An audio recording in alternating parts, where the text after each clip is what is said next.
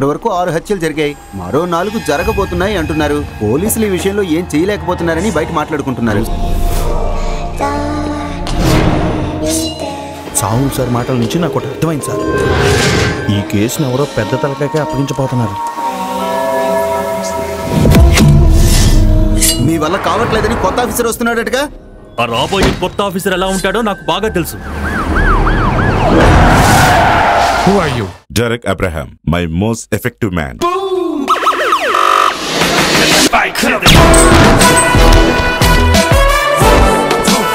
And he hates violence.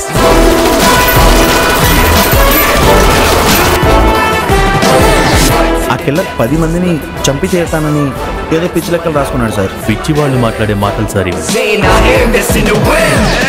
ప్రాణాలు తీయకుండా వేటాడే వాడికి వాడు చేసేది కరెక్ట్. వేటాడే జంతువు తప్పు కూడా ఏముండదు. ఇందులో ఏదో ఒకటి నేను కావాలి. వేటంటే వేట.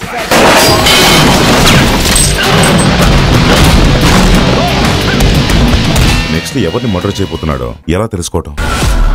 చనిపోయిన అలీనా చేతిలో దొరికిన వెంట్రుకలు ఎవరిదో కాదు, ఫిలిప్ వేసి నీళ్లలో మునిగినప్పుడు జరిగిన పెనుగులాట్లో తను అతని చుట్టుపట్టుకున్నట్టు. అతన్ని నమ్మిన అమ్మాయిని తను ఏం చేశాడో ఇక్కడ అందరికీ తెలుసు. నేను ఇందులో నుంచి బయటపడాలి. ఎందుకో తెలుసా? నిన్ను చంపడానికి.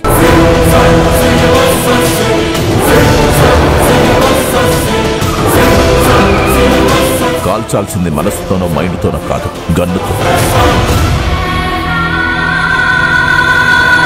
డెరిక్ కాకుండా ఈ పని ఇంకెవరి వల్ల సాధ్యం కాదు. వాడు కేవలం వాడి గురించి ఆలోచిస్తాడు.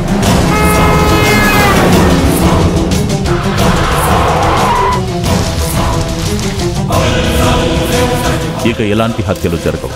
ఏ నమ్మకంతో చెప్తున్నారు? మా నాన్నగారి పేరు అబ్రహం. ఆ నమ్మకంతో.